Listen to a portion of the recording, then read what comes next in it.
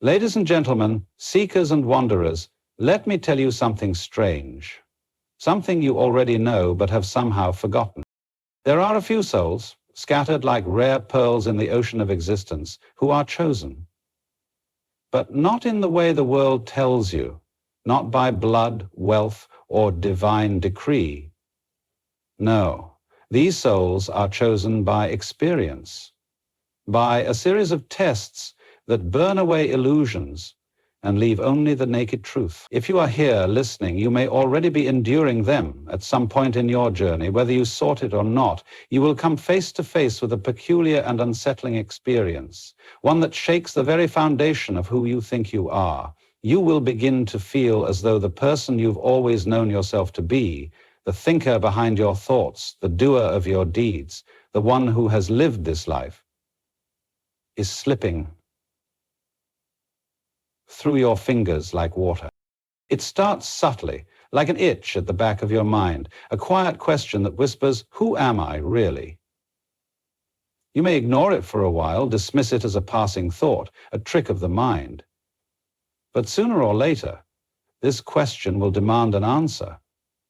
And when you try to answer it, you will find that every definition you hold of yourself is built upon You might say, "I am my name," but you were given that name. It is a label, nothing more. You might say, "I am my body," but your body is constantly changing, cells dying and being replaced. Are you the child you once were, the person you were 5 years ago, 10?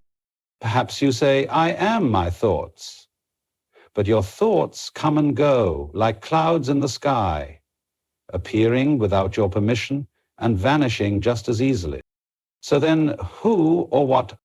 This is where the disintegration begins. The ego, that fragile construct that has carried you through life, starts to crack. And this is no gentle process. It is a death, and like all deaths, it brings fear. You may feel as though you are unraveling, as though your mind is slipping into chaos. You may panic, reaching desperately for something, anything to hold on to. But the more you grasp, the more elusive your sense of self becomes. And here is the great paradox. The more you try to hold on to yourself, the more you suffer. Because the self you are holding on to was never real to begin with. It was an illusion, a story told in the dark. And now, the story is falling apart. This is the point where most people turn back. They retreat into the comfort of their old identity, patching the cracks and reassuring themselves that they are who they always thought they were. They cling to their roles, their beliefs, their ideas of success and failure, because to let go feels like annihilation. But if you do not turn back, you have the courage to let the ego dissolve, something remarkable happens. In the space where you once were, there is only silence, only awareness. You are not gone. In fact, for the first time, you are more present than ever. You realize that you were never the name, the body, or the thoughts. You were something much vaster, something infinite, something that cannot be defined. This is the first test, and it is the hardest, because once you have glimpsed the truth, you can never unsee it. Once you begin to see the world as it truly is, you will notice something peculiar. The things that once made perfect sense no longer do. The beliefs you held without question begin to crumble. The games people play, chasing status, clinging to certainty, defining themselves by possessions and opinions, seem strangely hollow. You try to speak of these things, to share what you see, but the words come out wrong. People look at you as though you are speaking a language they do not understand. And then it happens. The distance, it starts slowly, like a crack in the ice.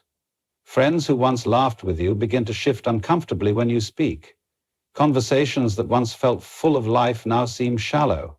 The very people who were once your home begin to feel like strangers, and soon you are walking alone. At first, you may try to resist this. You may attempt to return to the old ways, to squeeze yourself back into the mold of who you used to be. You tell yourself, "Maybe I'm the one who's wrong. Maybe I should stop thinking so much, stop questioning so much." But the illusion is broken. You can no longer pretend. You realize that most people do not want truth. They want comfort. They want the world to remain as they believe it to be. And so they protect their illusions, not out of malice, but out of fear. To challenge those illusions is to unsettle the ground beneath their feet. And when you shake the foundations of another's reality, you will not be thanked for it. You will be cast out. You will find yourself standing at the edges, looking in, watching as people move through life as if in a dream. You will see them celebrate things that no longer mean anything to you, grieve over losses that you know are not real, fight over illusions that will be gone in a blink.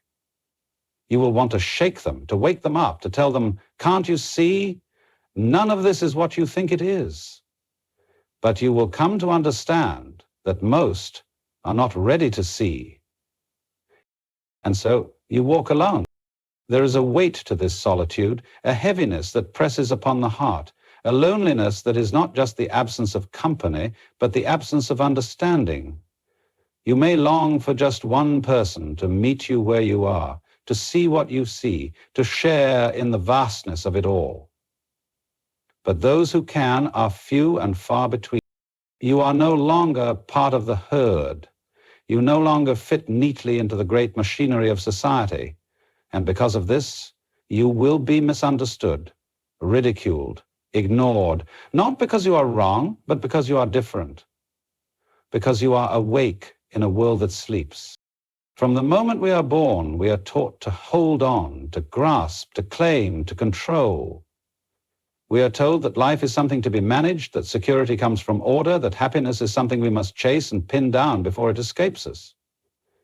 We build our plans, our identities, our ambitions like castles in the sand, believing that if we just try hard enough, if we hold on tight enough, we can shape the world to our will. But then the cracks begin to show. Life does not move according to our carefully laid plans.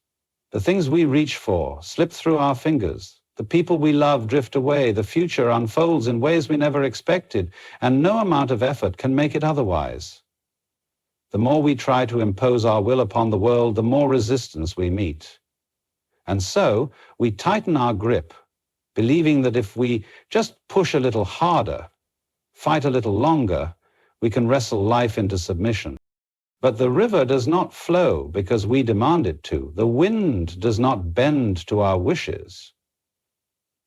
And so we find ourselves exhausted, worn down by the struggle, consumed by the endless effort of holding together something that was never ours to hold. Then, at some point, a great and terrifying truth begins to emerge. We were never in control to begin with. It is here that the real test begins.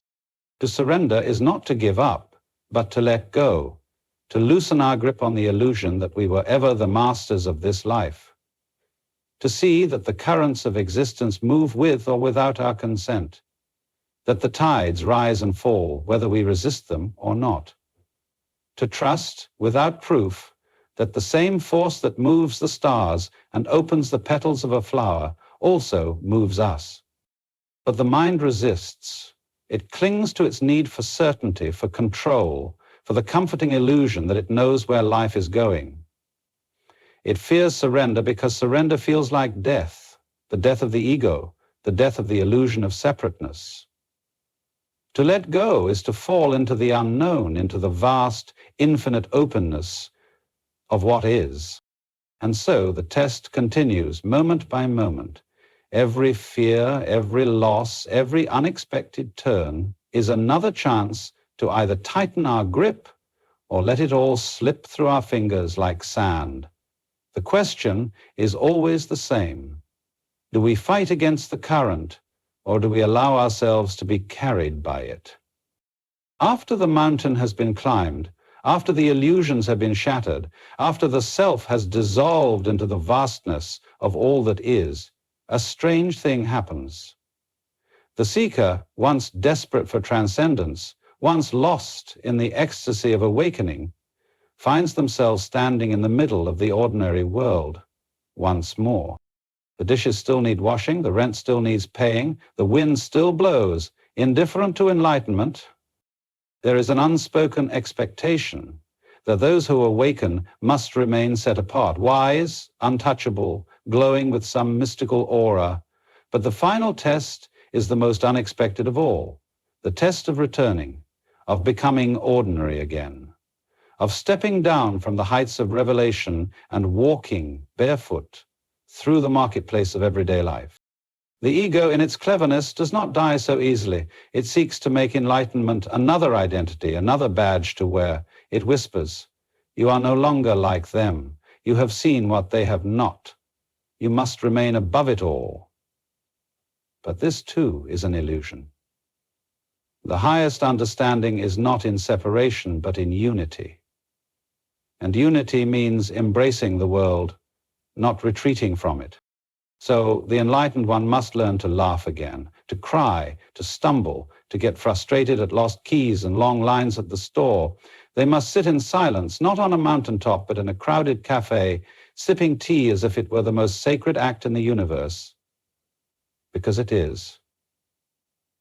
They must wear the face of the ordinary while carrying the infinite within them, knowing that there is no difference between the two.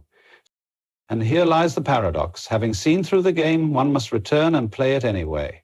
Not with the old seriousness, not with the old desperation, but with lightness, with curiosity, with the understanding that it was always just a dance. To be in the world, but not of it. To speak its language, knowing full well that words can never touch the truth. To slip back into the rhythms of daily life, not as a burden, but as a kind of cosmic joke, one that only a few will ever understand.